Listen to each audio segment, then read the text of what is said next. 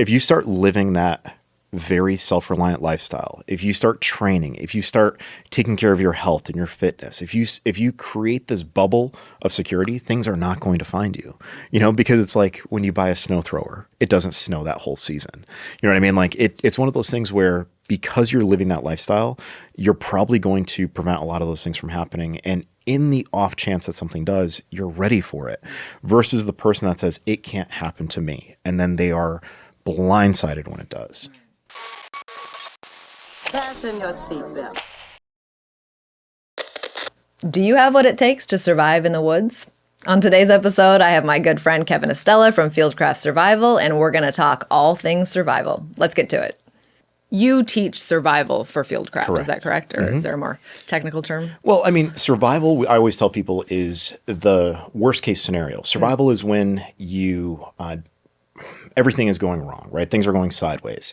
The greater scope of what we teach is bushcraft, which these are the living skills of when people are living among the land, among the resources, as opposed to just those urgent survival needs, which are like, oh, I have to get a shelter right now. Well, if you're already living in the great outdoors, you're probably not worried about shelter, but you probably are working towards like gathering food or making cordage or whatever it is. So we show a little bit of everything, but for your feature, what is possible and probable within your circle, the overlanding space, are those emergency scenarios where you're detached from your vehicle or your vehicle suffers something catastrophic and now you have to survive on the land. So that's why we focused on that. Yeah. Well, and I think that's something that I don't think, I mean, for the audience, like overlanding, I know it's, within our circle, it's a very common phrase, but overlanding, vehicle dependent travel. So we're going out and traveling in a backcountry, typically without cell service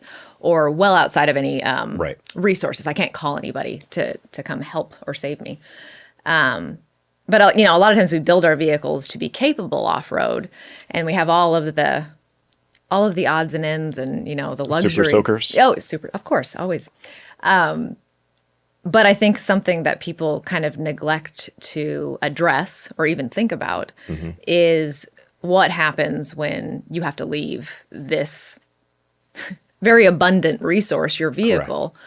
Do you have what it takes or the ability to get out, get back to safety, whatever that looks like? This concept of mobility, whether it's overlanding or on foot travel or water-based travel with like a personal watercraft or whatever, mobility is a concept and you shouldn't get attached to any one platform. So if you have the ability to detach from your vehicle or you're forced to detach from your vehicle, or maybe you're backpacking across Europe and you have an option to jump on a train, you should be flexible either way, going up in your capability and the range that you can cover or down to get away from something that could be a safety concern. What qualifies someone like yourself to teach survival skills? Like, how does that happen? Well, I'll just throw this out there. There is no universally recognized survival instructor title. So if you come through Fieldcraft and if we were to just create this random instructor certification class, you're now Jillian the survival instructor, you go to another rival school or another competing school and they're going to say, well, that title isn't valid here. There's nothing across the board. But the reason why I got hired at Fieldcraft is because Mike, the owner, he read my book and he's like, this is the guy. He blends the primitive skills, stones and bones technology with modern survival skills. His mindset is in the right place. He's a shooter. He understands the personal security component. So what qualifies a person is general competence, being able to demonstrate skills on the fly. Because there are people that will talk a big game. And in this day and age on YouTube and Instagram and Facebook, everyone wants to show the cool, Bear Grylls or Survivor Man type of skill. But many people don't realize that because of the Hollywood production, they have to cheat the way around those skills. And they don't show the methods, they show the end product. And it's like, if you're in the know, you're like, that's incorrect. So you have to be able to demonstrate on the fly. You have to match that demonstration with also the ability to transfer the knowledge. Because as an instructor, I always tell people, don't compare yourself to me, right? Don't compare yourself to anyone other than your version of yourself now. And if I can impart anything on the listeners, onto the viewers, I would say it's really important to use yourself as the metric. If you have a hard time building a fire today, but you train with me for 3 days, are you 3 days from now a better version of yourself? So it's the combination of being able to demonstrate the skill set, being able to explain the skill set, being able to explain it in multiple ways that work with the different types of learners, right? Audible learners, visual learners, kinesthetic learners, but then also being able to be very relatable to your students. You know, I would never fancy myself as the person's like that would say like, oh, you have to kiss my ring to be in my inner you circle. do that. You know, you do that. You know, I don't wear rings. And kissing my ass is not going to... Not the same thing? Not the same thing. Okay. No. If anything, I'm very sensitive to that. It's like, you know, I don't need that. I want people to honestly just enjoy the process of learning and to kind of build that idea that they should be a student for life. So there is no universal qualification, but generally speaking, people need to be able to walk the walk, talk the talk, and they should live the lifestyle as opposed to just having it as a hobby. It's one of those things that if you do adopt the mindset, if you truly do adopt it, it does become a lifestyle, or at least it becomes a part of or a piece of how you live. Correct. Because even when I live in the urban sprawl of Southern California. And so there are times where survival mindsets benefit you even there. You know, I have all of these apparent resources. I don't know how quick they would be to come to my aid in the city as much as we feel. I think it's an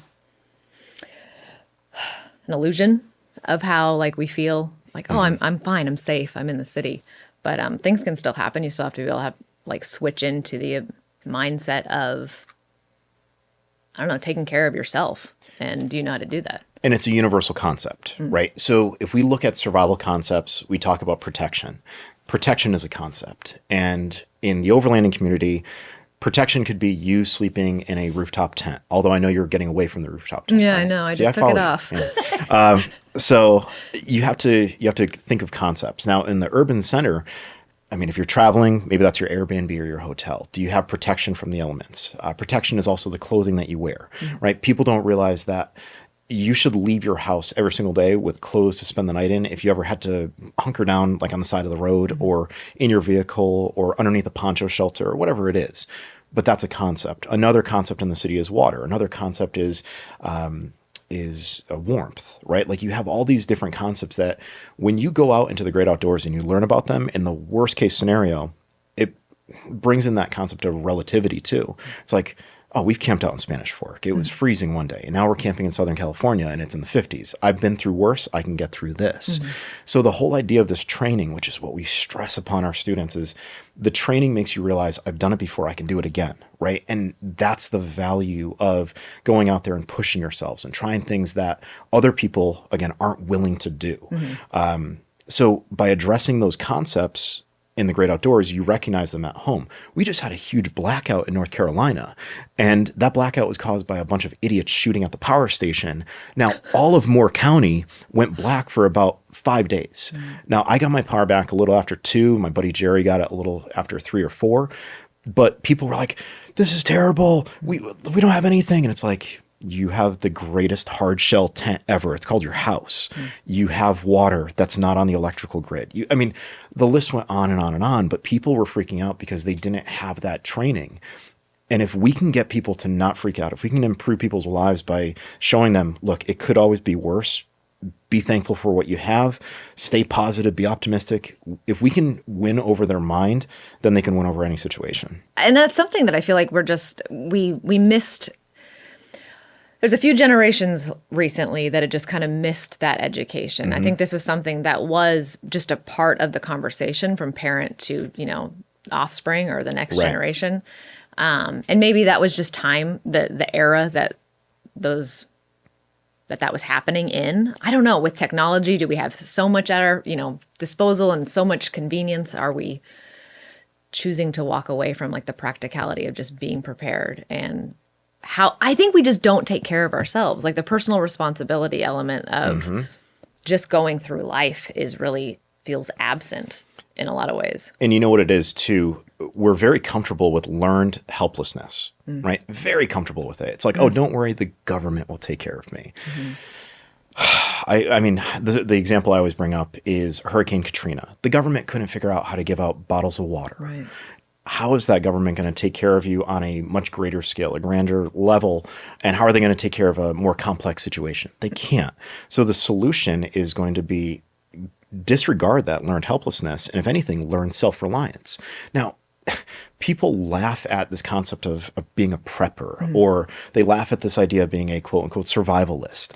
But if anything, we were just talking at lunch, COVID showed us just how little or ill-prepared we are as a society. I mean, people were running out and fighting over toilet paper, Right. and meanwhile, you look at how people did their business or the paperwork after their business during the frontier, and they weren't using necessarily the same type of paper we were. If anything, I mean, diapers used to be washable and reusable instead of disposable. So it just makes me laugh when people are like, we can't do this. And it's like, look at how other people around the world are doing it. We can absolutely do it. Right. This inability to improvise or to change the mindset, to go, okay, that convenience is gone, and what are my plan B? Yeah, I mean, I love what you guys are doing, because I know there's other aspects of the Fieldcraft training, and you guys kind of all work in unison towards that. But I do think your mentality, I don't know, there's just a real tangible aspect to what you do that is really beneficial. Now, bushcraft, I've heard about and read about bushcraft forever. And I know you said there's no like certification that would qualify you across the board.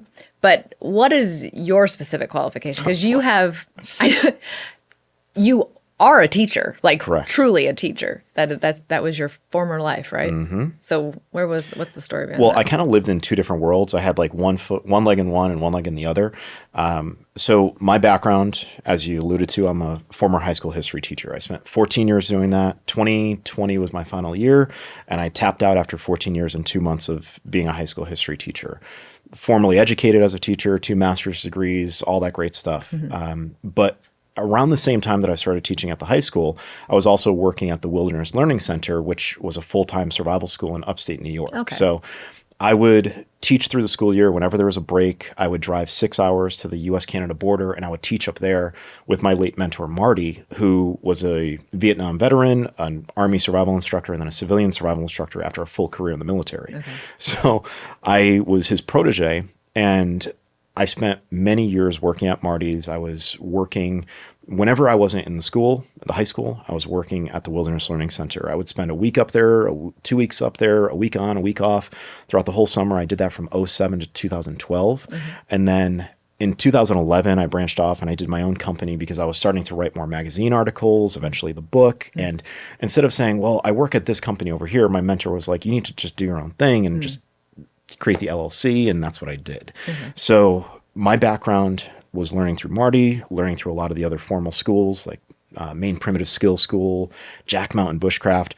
But everyone, I think, will say that their first teacher is one of two or both of their parents. And my dad, coolest guy you'll ever meet. So shout out to my dad, Dr. Estela. My dad grew up in the Philippines during World War II. And in approximately January of 1941, that's when the Japanese Imperial Army invaded the Philippines.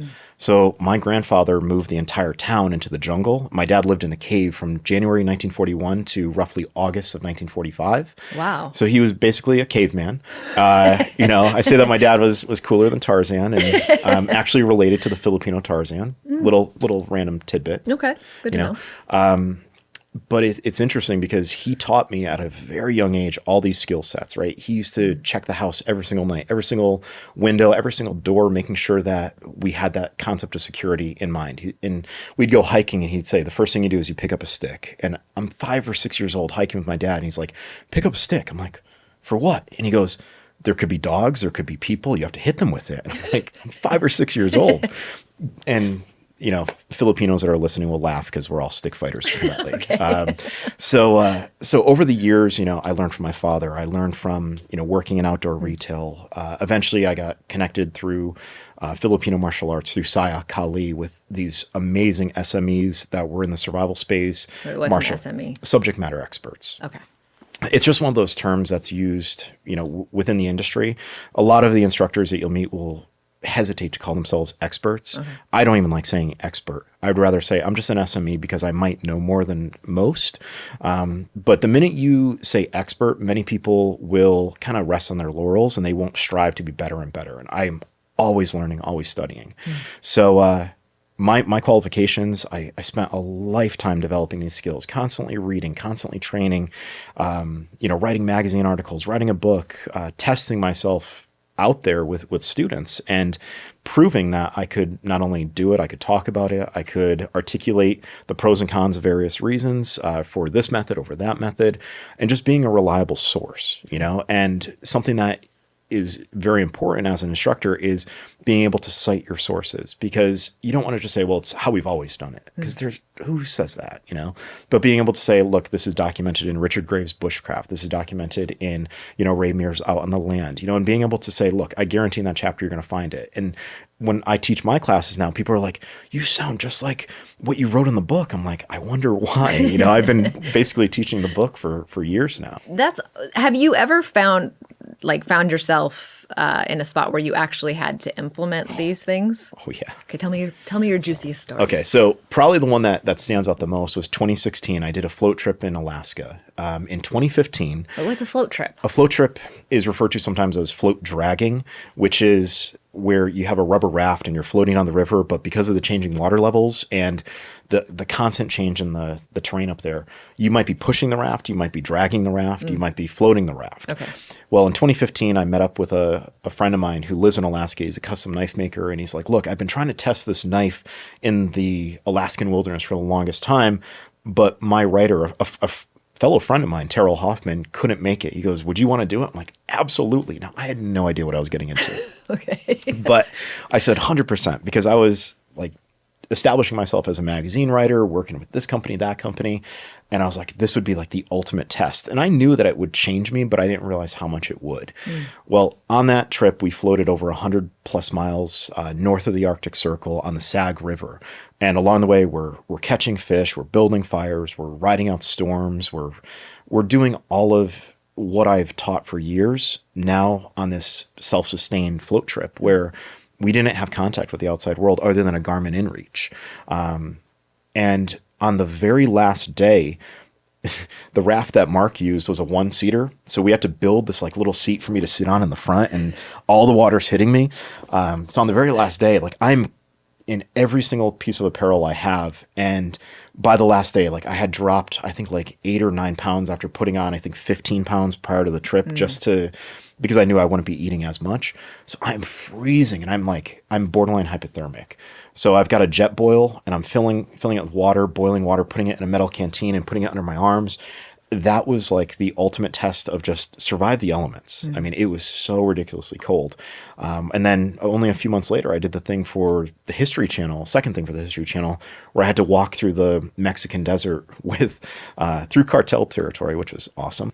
Wait, you just walked through the Mexican desert? Well, we didn't just walk through it. We had a security guard there, and there were some fences where he'd be like, no, narco. And we weren't allowed to cross certain fences, but we were in La Rumarosa, Mexico. Okay. And we had to walk from one point to another. It was for a pilot show that never aired.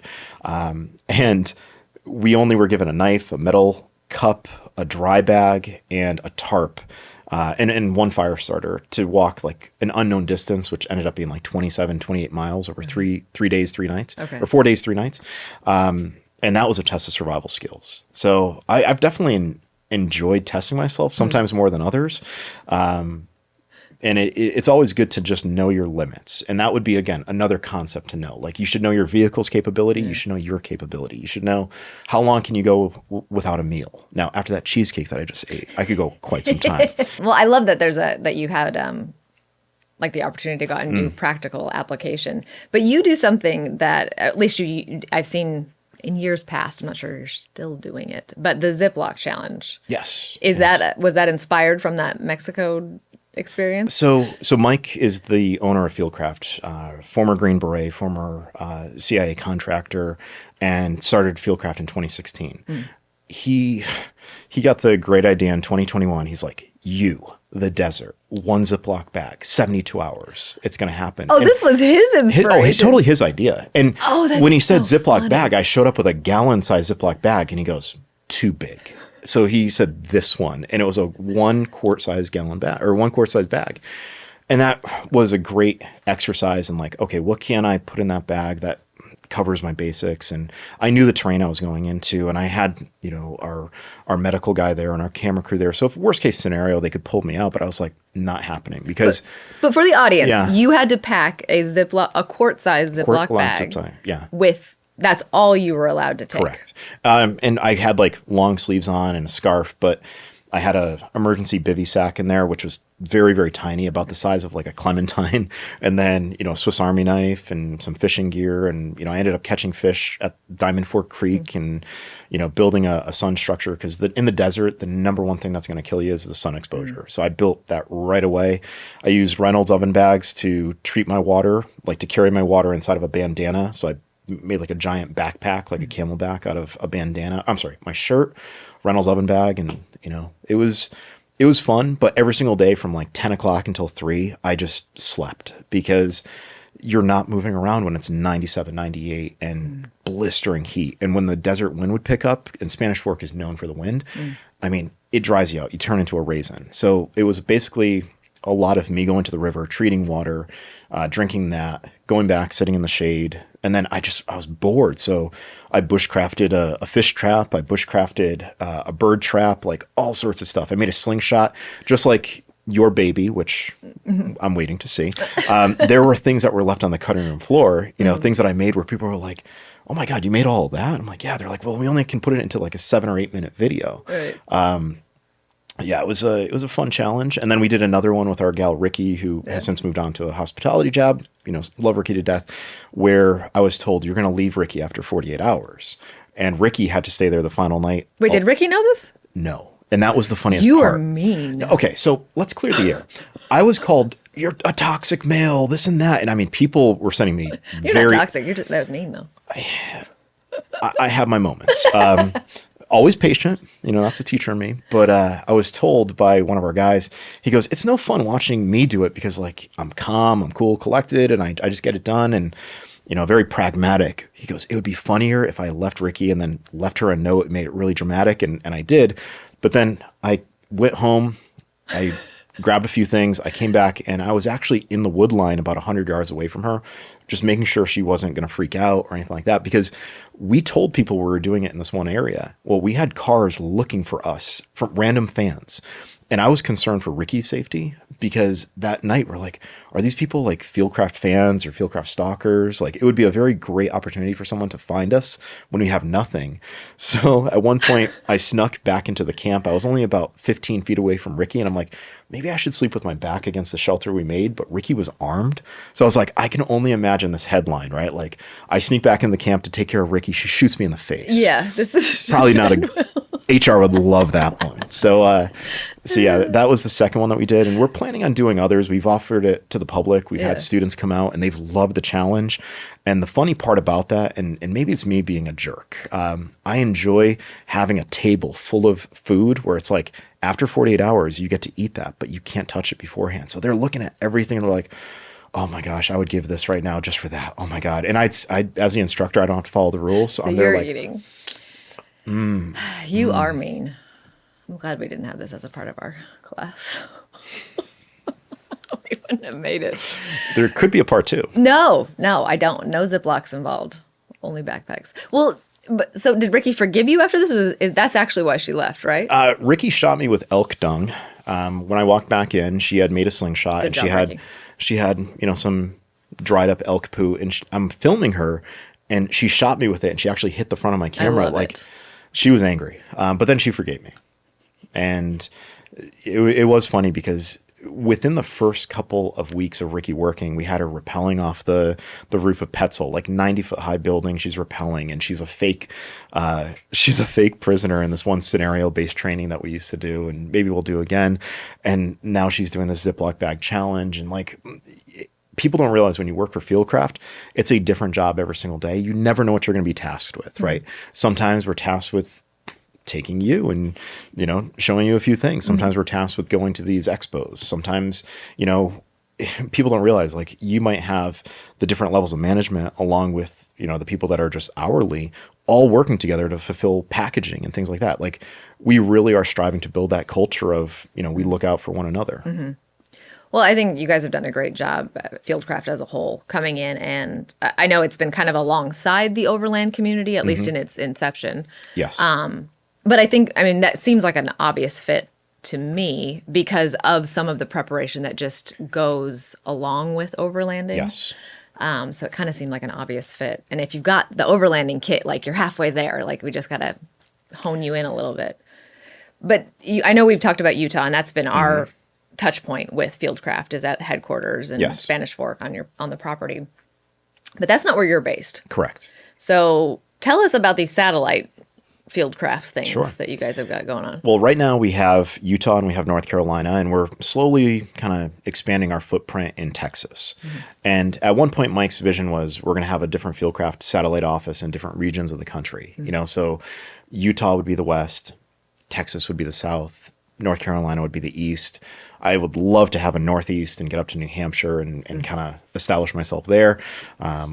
Plenty of fond memories up there. But the whole idea was that we were going to have these different branches because when people come into Utah, it's a very large state. And even though it's a large state, the population density in Salt Lake City, we can only get so many students from that area versus the East Coast, right? Because North Carolina, you drive a couple hours up 95 or a couple hours down 95, and you can come in from multiple metropolitan areas. And it's been a proven formula. Like we're packing land nav classes and 2-day survival classes. So the North Carolina office, which we just refer to it as Fieldcraft Training, that's in Aberdeen. So it's 2 hours east of Charlotte, about an hour and a half south of Raleigh, and about 45 minutes west of Fayetteville. Okay. And it's been a great location. We have a very established community there of folks that want to help us, and people are slowly starting to realize that we're there. And they're like, wow, this is great because I don't like flying. I just want to drive, and that's what they're doing. Fieldcraft does like female specific training. Correct. But you guys do like physical training. Very much so. Which the reason I bring it up, I think that's so valuable, and it would be something that I know I would like to take advantage of, because while training with your handgun or training with weapons or just learning how to be more spatially aware and knowing your surroundings, all things that women should be doing, I think it's super valuable for that physical part of defending yourself. Spot on. Because that's very jarring for anybody, but specifically a woman, like to be, I think last night I was like, you get knocked on your butt and, you slam your head against, the ground. And it's like, you still have to fight. So where's your head going? Are you just focused on the impact and how you're feeling in that moment? Or are you training yourself to then what's the next step? Or what position do I get into to combat this threat? And I love that you guys do that. Is that something that's successful? It really is. Okay. So we have really right now 2 classes. We're working on an intermediate. So the intro class is taught by Amber, and that's like the women's introduction to firearms. And that's what I've taken. Yeah, and that's one where it's like you're learning about, okay, this is your pistol, this is how you safely reholster, and this is how you properly draw it and present it and so forth. Then there's I call it like the varsity level, right? Like the next level.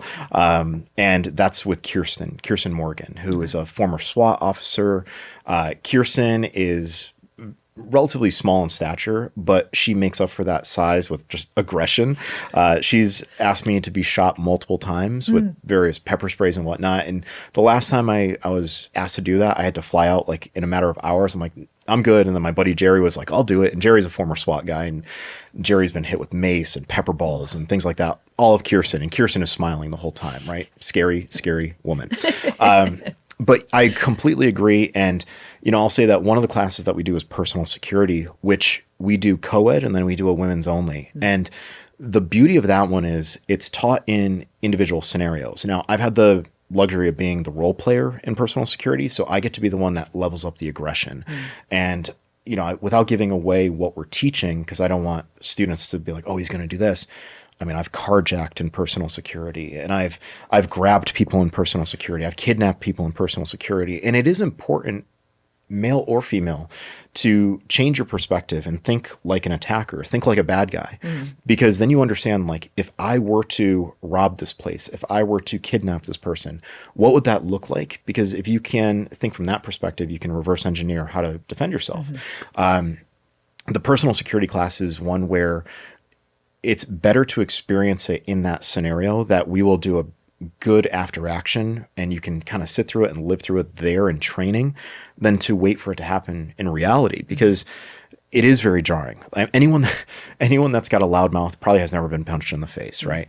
With a background in martial arts, I'll tell you, the first time that you get choked out, you don't realize how peaceful it is when you're actually out. But you never want it to happen, because you're out for about 8 to 10 seconds. And in that time, what could happen? When you get knocked out, I mean, from a strike, what could happen when you're unconscious?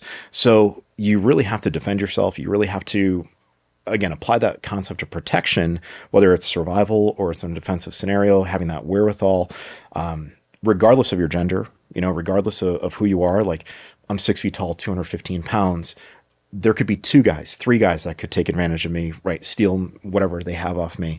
So you can't just say, like, it's only for women, right? And I'm not a big fan of women's only training, because that almost implies that you're not capable of what a man can do. What I prefer is, I like saying, look, here are the techniques, and maybe there are some females that just want to be around females, and I'm fine with that, because I will tell you that being in the firearms community, I've seen guys say some of the dumbest stuff to women, and it's like, if you say that to Kirsten's going to shoot you in the face. You know what I mean? Like, in training. And there's a lot of just very belittling talk. So I understand why, like, women will want to take training on their own, and I'm all for that. But when you see something that says, this is women only, we're teaching a separate curriculum, you got to run for the hills. Because if it's good curriculum, it should apply regardless of gender. And that's what our personal security class is. It's the same instruction. Okay. The only thing that differs between guys and gals is, like, the way that we carry firearms.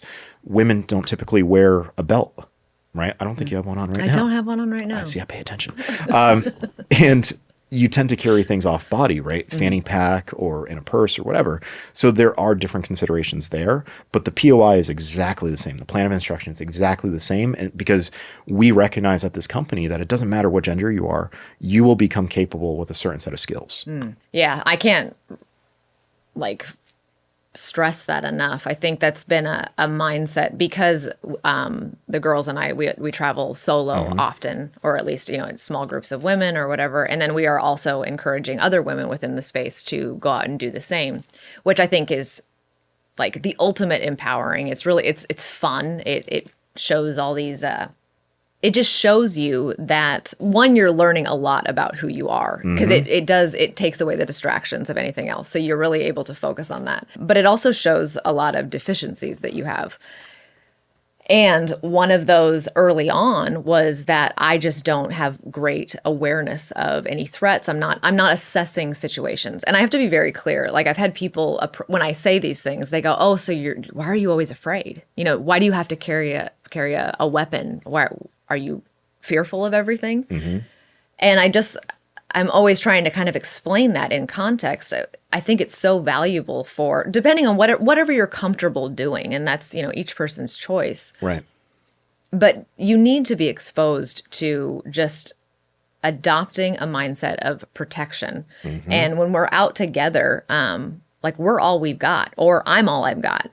And so, we walk into, whether it be a parking lot or, out in the middle of the woods somewhere,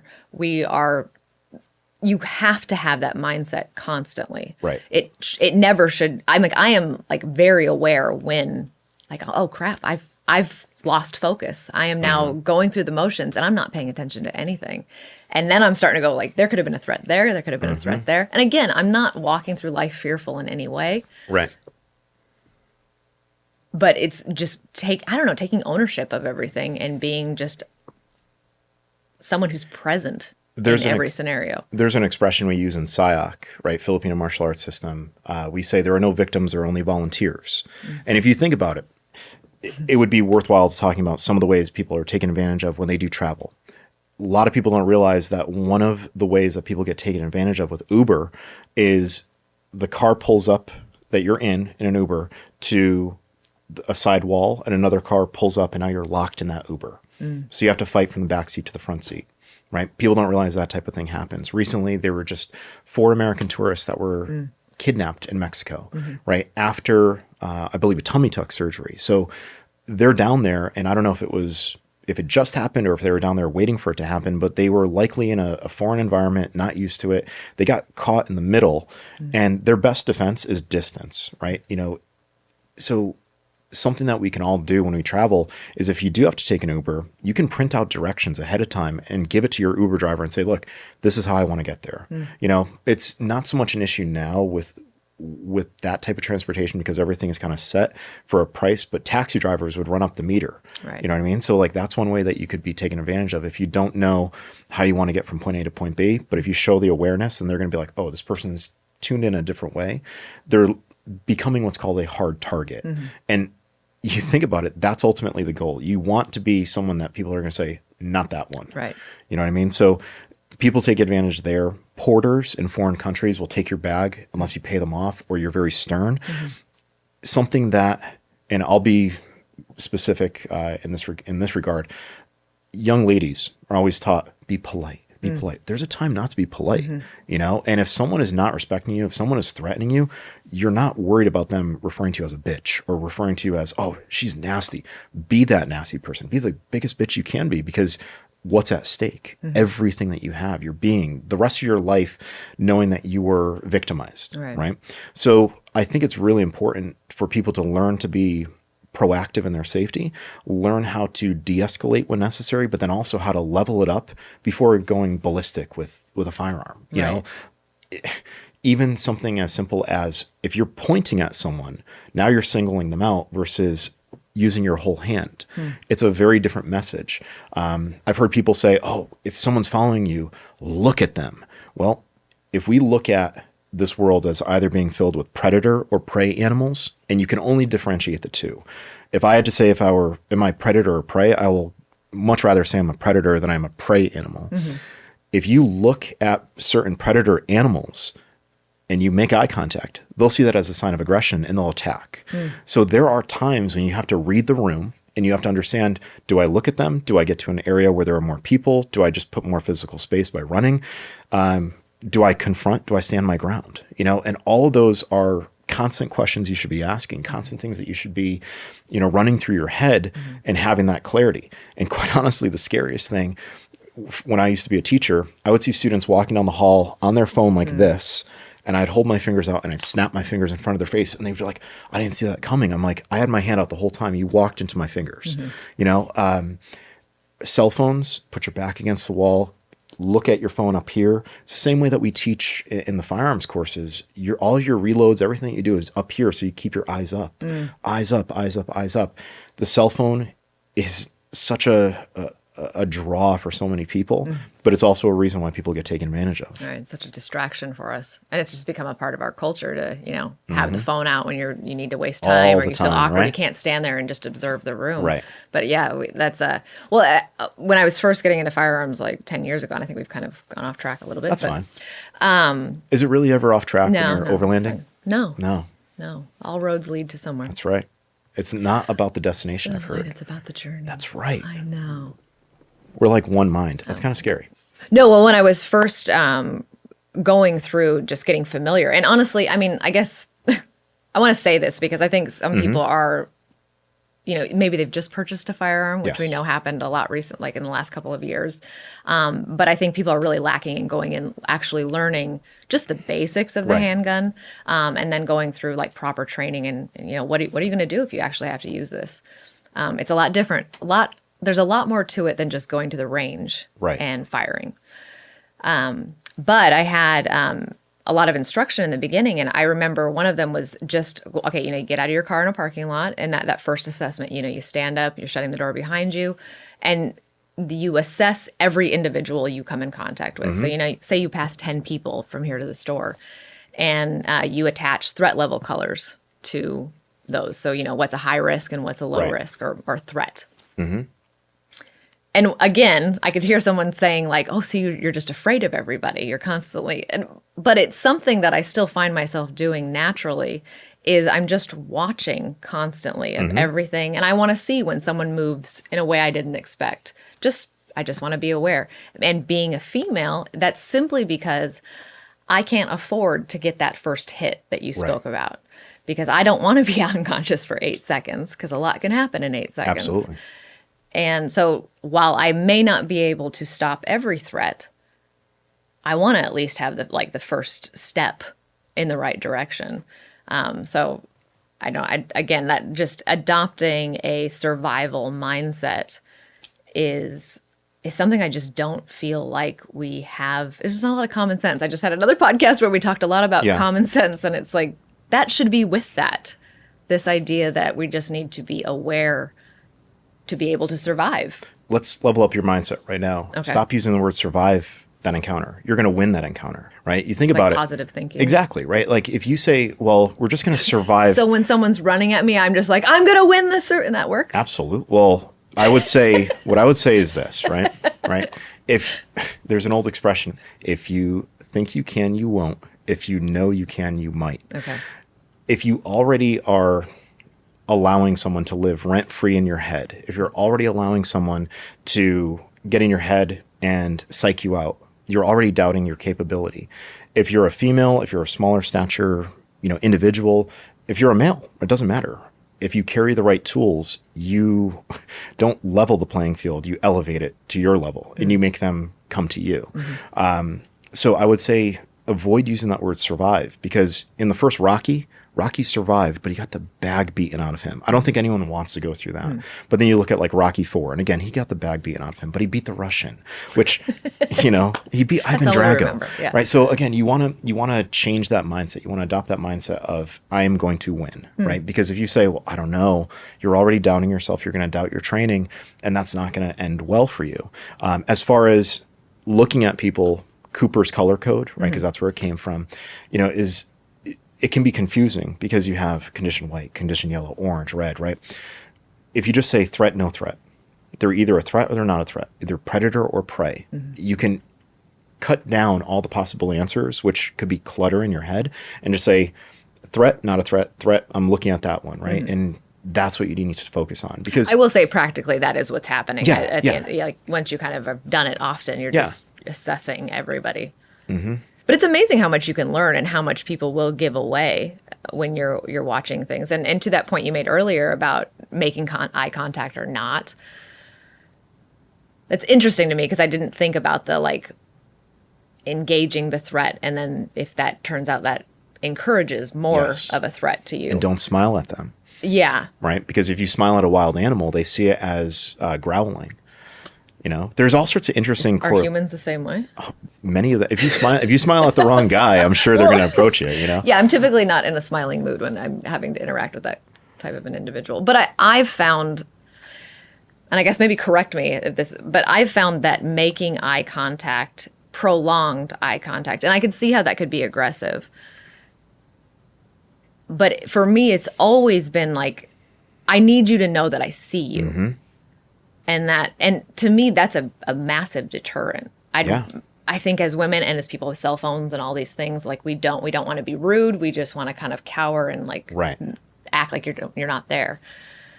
So I've always even when it's uncomfortable, I make eye contact. Right. Or also for women, like you said, be a bitch, be rude, don't worry about the impression you're making on this individual. If you have to get out of an elevator, because I've been in an elevator and, it opens, gentleman comes in, I have no idea, and I've stepped out of the elevator. Right. But of course that's hard to do because it's well, that's really rude. And you don't want him to assume that you're thinking he's going to hurt you. That's awful. Why would you say that to somebody? But again, you're never going to see these individuals again. And if you're uncomfortable in any way, you have the right to move out of that situation before it escalates. Absolutely. And, as far as looking at people, it's not only that they don't want to be seen, ultimately they don't want to be caught, right? So a lot of the decisions that we make, and this is something we need to think about when we travel into the backcountry, when you travel through a city, you don't want to walk down that dark alley. You don't want to walk through these areas where there are no cameras. If anything, walk to an area where you know there are cameras because someone's probably not going to do anything there. It's not a bad idea when you travel to know where local police stations are. And if you're on the road a lot, find a hotel near a police station so you can park your vehicle there. And there's hopefully less of a chance of your car getting broken into on the road, right? That type of thing. But in the backcountry, what are some things that people could do to prevent themselves from getting attacked or mugged or whatever it is? How about don't make yourself obvious in the backcountry? People always say like, well, why do you like the green colors or the brown colors or the tans or the grays? It's because those are natural colors. You won't see me, and here I am driving a white 4Runner. But when I'm camping and I'm detached from my vehicle, all my kit is subdued because I don't want to camp in an area where someone's like, oh, look, there's a tent up there. There's a hammock up there. I want to blend in. And if people don't know you're there, they're not going to attack you. So I would say it's very tempting this day and age, and Instagram, YouTube, and people wanting to post where they are. Number one, don't tag where you're going ahead of time. Number two, don't tag where you are in the meantime. Turn off your tracking devices if you have any of those, and make yourself the hard target. Like, someone will have to find you before they come after you. And even though that spot with the big promontory over the river looks great, don't be so obvious, Yeah. Plus, the benefit is, I think a lot of people will assume that overlanders are probably armed. So you don't hear a lot of those stories, but I still would not be so obvious and camp out in the open just for the sake of it. No, I think it's a good, sometimes it's unavoidable, but I think that's also a mindset we've had to adopt as females. I several years ago, did a trail system a trail that followed along the Mexican border. And it's known for a lot of traffic back and forth, or one way, obviously. And so there was some threat levels that we were a little concerned about and weren't sure what we were going to do. And someone brought up a great point, and it was the visibility thing. We were going to camp several nights on this trail. And they were like, lose your white lights, your camp lights. And I was given a few strands of red lights. And I'm not saying this is going to solve all your problems and make you invisible, but I thought that, again, just another thing, like we like to, we all have lights or some version of that where, of course, we get to camp, we start a fire, we light things up, and it's like you are now a beacon in the middle of the desert. So, again, I don't live in fear, but these are things you need to be aware of. Like, how exposed am I? Right. Is this absolutely necessary that we make it look really good for the picture and have all of these lights or whatever we need to do? Like, sometimes that's not always the wisest thing to do as you're out there camping. But back to Fieldcraft and what you're doing, I think, if you can't get in touch with, or you can't reach out to Fieldcraft and work with you guys, I think this is something that everyone should be thinking about or investigating. Right. Who's going out and being in the backcountry, because the last thing we want to be is a burden on the state or our local, whoever's going to rescue you. Like, don't make someone have to put their lives in danger to go get you off the side of a mountain because you weren't prepared for these types of things. So yeah, and we won't say like, hey, don't train with that company, don't train with this company.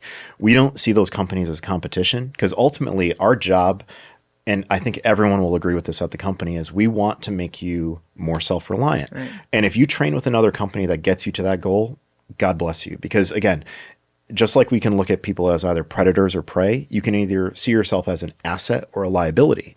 And ultimately, we want to build a community full of assets that are self-reliant, that bring a lot to the group.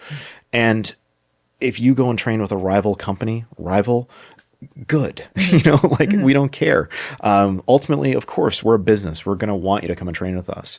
But we're just happy that you are shifting that balance of asset and liability across the nation. And maybe it isn't feasible for you to fly across the country and train with us, but maybe you have a relative who has an interesting background, and instead of spending time at the dinner table like this, engage that relative and be like, hey, I remember you told me about this in the Depression era. We're sitting on a wealth of resources, and yet we're not willing to have those awesome conversations with people who have done these incredible things that we're probably going to need to do again. My grandmother, before she passed, told me, oh, I used to make bathtub hooch.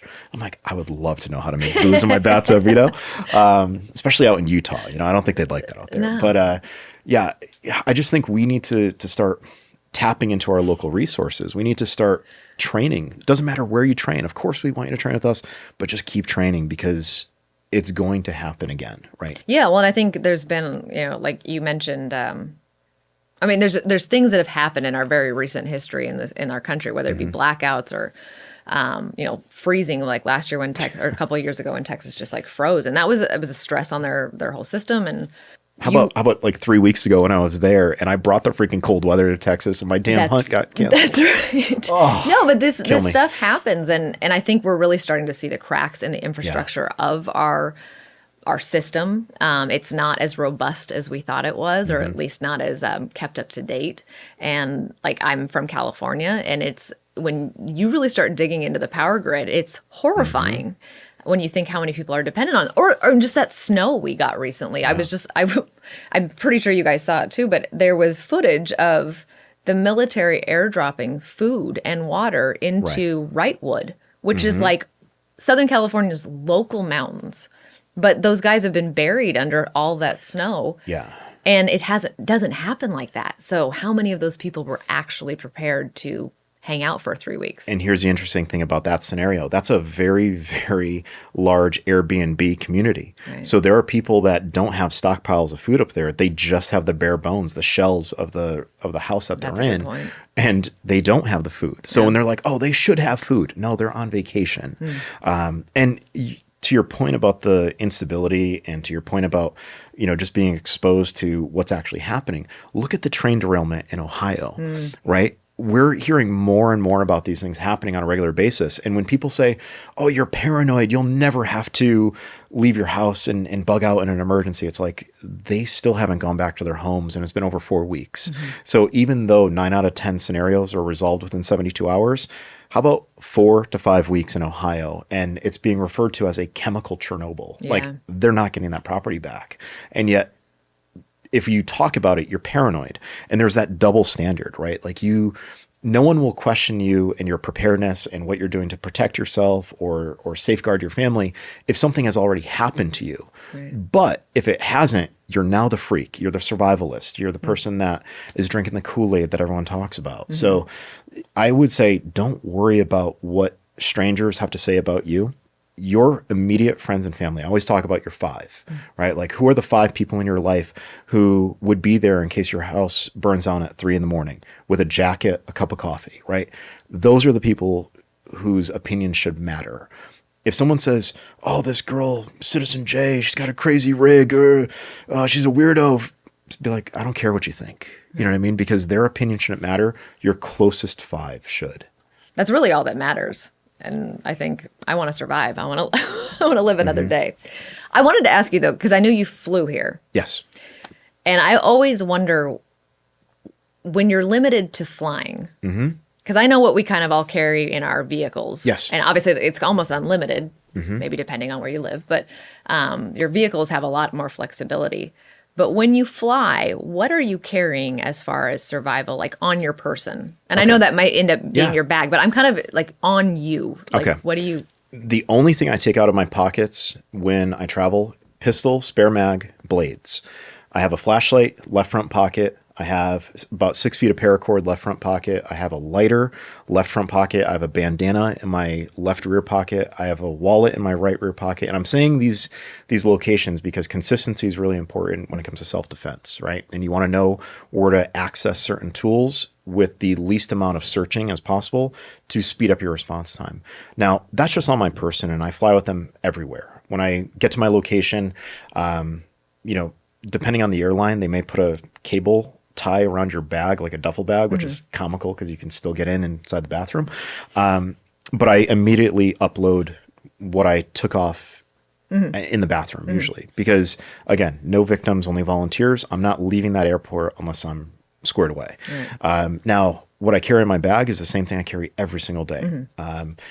It makes sense for us to carry financial means, right? If we're traveling through mostly an urban environment, cash is king. So have some spare green on you. Have a backup ATM card that you only use if you have to draw money out while you're on the road. You can usually access what you need, which is a handful of things. As far as like addressing what I carry, survival priorities, protection. I usually have a bag, small bag of clothing in there, like a windbreaker, spare set of socks, because I think we've all traveled and just had those wet socks, and it's like you It's don't a realize morale killer. it really is. Keep your piggies warm and toasty. They'll be happy. They'll take you far.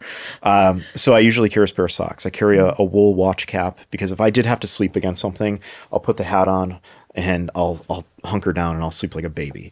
A water filter, or I should say water treatment. So recently I've been really playing around with those Grail water filters. They're freaking awesome. They take out bad flavor of hotel water. I was just down in South Carolina and it was treating all the water that was down there. It was gross looking water and totally fine. And it'll take out viruses. So if you're traveling to a third world country, you're good. It's called Grail. Oh, he has one here. Of course. Yeah. So they just sent me this one. So full disclosure, this was sent to me. But they're Look at you, influencer, in the podcast. Well, right here. and I always make it a point to say, did I get it for free? Like there are certain companies that have sponsored me. I'm giving you a hard time. No, listen, it's not a hard time if there's truth behind it. I haven't seen. So it works like a water French bottle. press. You put the dirty water in here, you put the good water, or the dirty water goes in here, you push it down, and you can hear it filtering. There's a one-way valve. And once you push this thing down, you're ready to go. So it takes about 10 seconds. And to everyone listening, it's like the size of a water bottle that Yeah.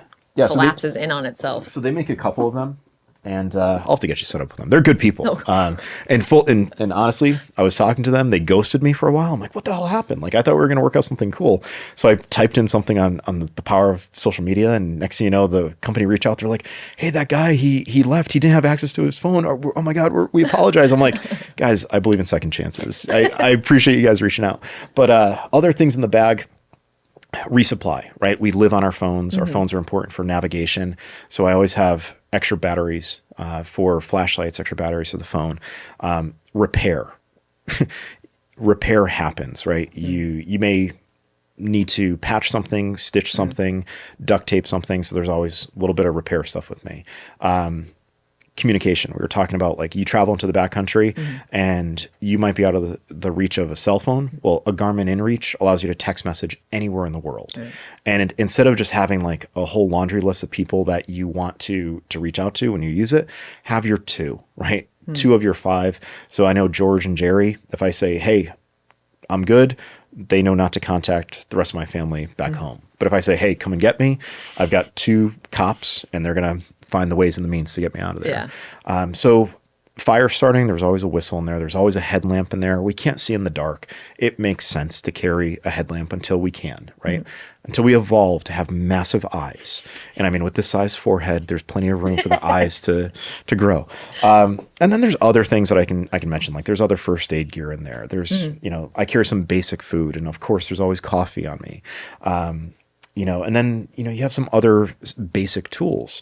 But when you were talking earlier about, mobility and overlanding and getting back to my second favorite Asian at the company, Mike always says that, what we have on us is our baseline, but then your backpack is an extension of your baseline and your vehicle is ultimately the extension of your backpack. So for those listening that are like, well, I could never get into what you're doing, you're probably already doing it. Like you said, in your car. Now just streamline it, make it smaller and carry those concepts on your person and build up your vehicle, build up your home. And you'll see that the same concept for making a fire that I carry, in my left pocket, I have another means in here. I have another means in my vehicle. In my house, I have another one. So you can travel with a lot of things. You just have to know the rules.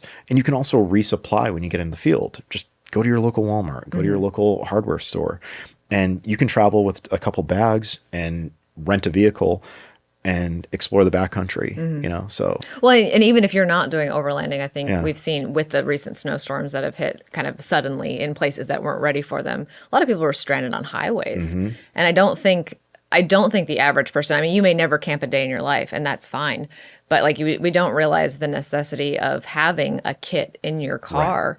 Right. And even if you're like, I live in California, that never happens. Like, guess what? Like, it happens. Like there are definitely times that we've seen people just get caught unaware and what was like 3 days in their cars. Like that's a long time. Yeah. The expression we like to use is it never happens until it happens. You know what I mean? Yeah.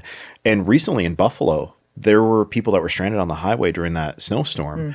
And one of the guys actually got out, he broke into a school and he rescued all these people off the highway. And the mayor said, we want to give this guy an award. People aren't willing to do what they would normally think is criminal, breaking into a school, seeking shelter. In an emergency, anything goes. Yeah. If you're stranded in Alaska and you're about to die and there's a beautiful, majestic bald eagle, eat that thing. You know what I mean? Like, I don't think anyone's going to... You heard it. He said you could eat a bald eagle. I wonder what they taste like. Don't get me wrong, bald eagles are majestic, but if I'm hungry, hunger makes great sauce. They're kind of assholes, though. They are. They steal from Osprey. They're dirt bags. Yeah, they are not nice They birds. are beautiful dirt bags, though. They are gorgeous, and I all due respect, but they are nasty little things. Yeah, no, and I think, again, that's all about mindset, is like when things happen, like, don't freeze. And, you know, so when you're not trained, when you haven't gone through those processes, you know, when scary stuff happens, when threats appear, we freeze. Right. And we go, oh, I don't want to leave here. I don't want to, I feel safe in my car. And, you know, it's like, well, maybe safety is, you know, half a mile that way. Yeah. I'm not saying leave your car is always whatever. And, you know, Mike loves talking about sympathetic response, parasympathetic response, fight, flight, or freeze response. And when you start knowing, like, this is what my body's going to do, you start noticing things happening, you can almost predict what you're going to do. But the training allows you to get over that stress, get inoculated to that stress, and make the right decision. Well, for me, it helps me understand what's coming. Yes. Because we've run through this scenario, and I think maybe my control freak brain gains a lot of, or I get a lot of comfort in this and peace in the situation when I can anticipate what's around the corner. Right. And of course, that's not always the case, but it's better than nothing. It's, you know, at least you have something to, like, okay, this could be a possible threat this way. So again, running through those scenarios, it's not because I'm afraid of everything. It's just because when it does, right. And we run the risk by doing the activity we do, our chances of something dangerous happening are just elevated. Right. Because we're just putting ourselves in riskier spots more often. Yeah, I've seen you on that motorcycle. Yeah. But here's the flip side of that coin. Okay, here's the flip side of that coin. If you start living that very self-reliant lifestyle, if you start training, if you start taking care of your health and your fitness, if you create this bubble of security, things are not going to find you. You know, because it's like when you buy a snow thrower, it doesn't snow that whole season. You know what I mean? Like it's one of those things where because you're living that lifestyle, you're probably going to prevent a lot of those things from happening. And in the off chance that something does, you're ready for it. Versus the person that says it can't happen to me, and then they are blindsided when it does. Right. I am terrible. I mean, I can read a map basically, and I grew up at the, Thomas Guide era, so there was some skills that were instilled at a young age, so I can kind of common sense my way through a map. But tell me why I need to go to a map reading class. I already think I know why, but I want to hear the expert. Okay, so we can take it from a very cerebral level. If you don't know where you are, do you really know where you're going? Ooh, right? But quite honestly, if you think about it, most emergencies are going to happen when people get lost. Right. And what I like showing people in the navigation courses is if you understand how to speak navigation, you can relay it better. So navigation is not just a lesson in wayfinding and orienteering. It's also a communication lesson because if you think about Google Maps or you think about Waze, they're always going to give you distance and direction. With those two factors, right? If I'm, say, 17 degrees and I travel for a mile, and then I turn 50 degrees and I travel for another quarter of a mile, right? That's a distance and direction. But the map reading class, the land navigation class that we do, it's going to show you not only distance and direction, it's going to tell you how to measure that distance by walking it, right? Using pacing. It's going to show you the micro features on the map, like, okay, at 3/4 of a mile, we're going to pass a very, very small creek. And at about 4 miles, it's going to gradually slope upwards. So when you look at a map, you're going to be able to say, oh, we have to go from here to here. But when you look at a map, you have an opportunity to see the terrain from a bird's eye view that you would never be able to see from just being on the ground. The land navigation stuff is pretty awesome because if you want to travel through the woods off trail with just a compass and having an understanding of your pacing, you can travel by instruments in the middle of the night, which I don't advise, but if you had to, you could. And you could follow your instruments to a destination. And it's so freaking powerful.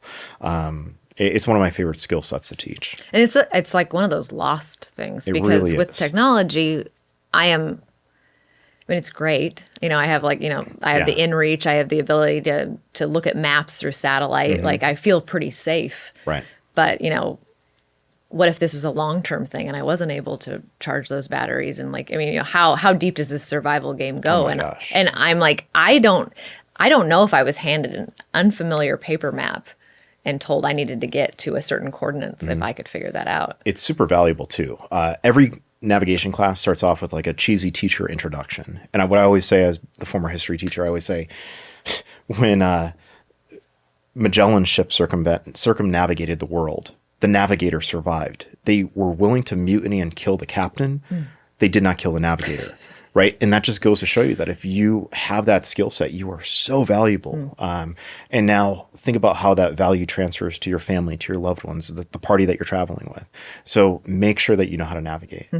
No, that's key. So you offer that. Love it. Yeah, and that's something that's done in classroom, or are you guys out in the field? 2 days. Oh, it's 2 So days. the first day is a lot of map reading. I have exercises like on the flight here, I was doing a whole bunch of resection exercises and UTM coordinate exercises. So first day is always in the classroom when we show some foundation stuff. Day 2 is out in the field, and that's when people get a chance to actually pace out distances, shoot bearings, walk bearings, box obstacles, and do all sorts of cool stuff. Okay. All right.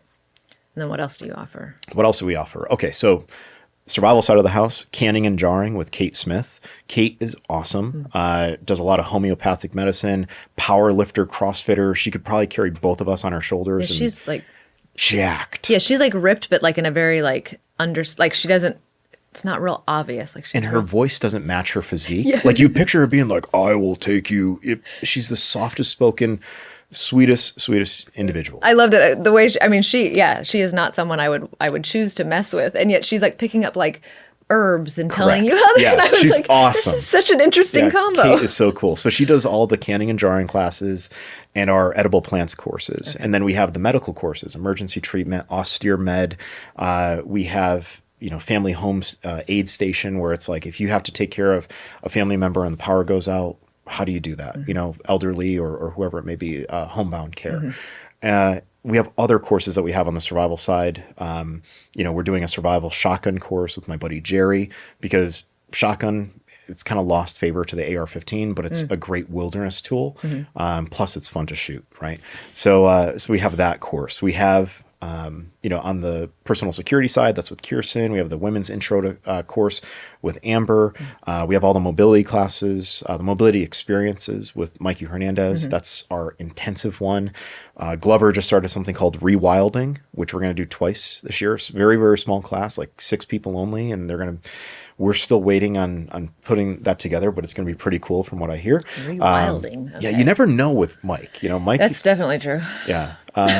And then, we've got the resilience rendezvous. We have all these different things. And then there's a tactical side of the house. And you've got guys like Casey Hildreth and Matt Vandy and Matt Shea and Tyson Shumway, all these like crushers that happen to be really good teachers. And they can show you everything from pistol to carbine to, some mid-range carbine and so forth. So we are trying to be a one-stop shop for the path, right? And we're not saying the destination, we're saying the path, because it should just keep going. And even if you take our whole course catalog, come back and take it again, because you'll see it with a new set of eyes and you'll pick up something new. And the greatest compliment is when people take our classes and they're like, I'm taking this again. There's more I want to learn. I want to do that again. Like, that's awesome. That's cool. You're making an impact. It's like a physical impact on the community. So damn good. Yeah, that's really cool. Good. That's a great product to have.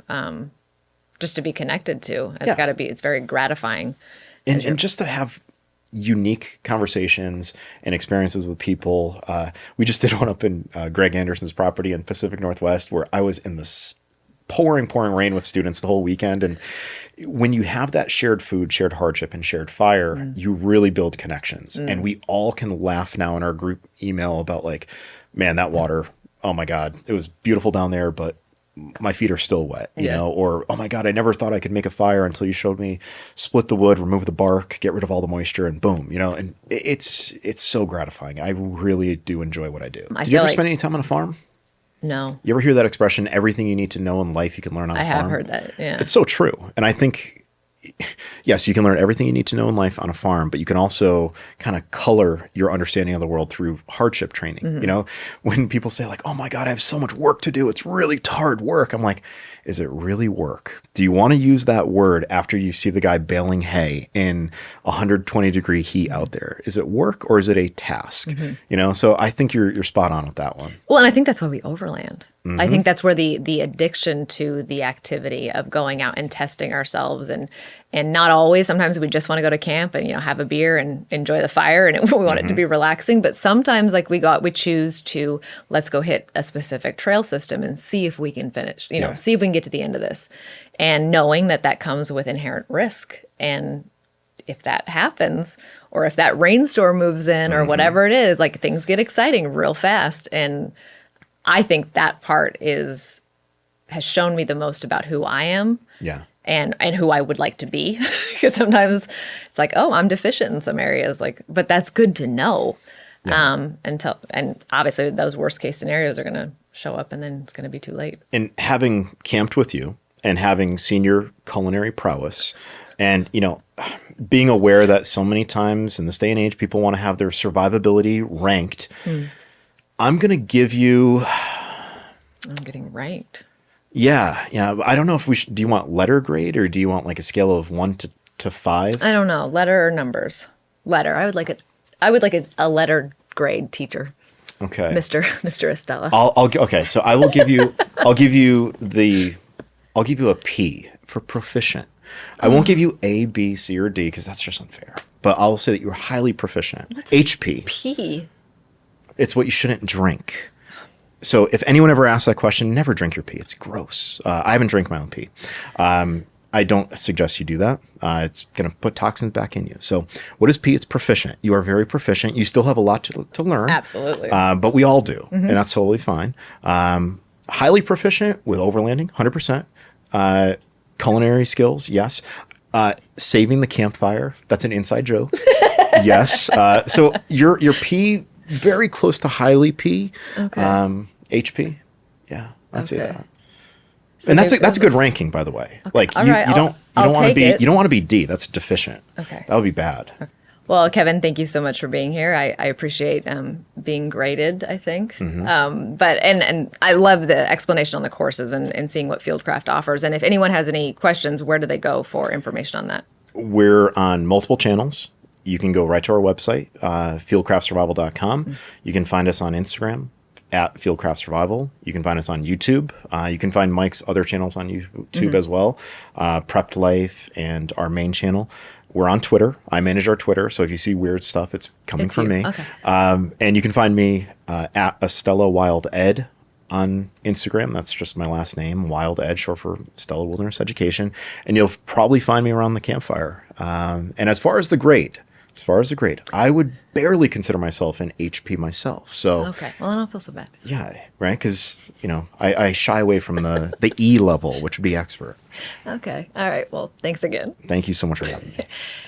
And Mike Glover, we ran out of time.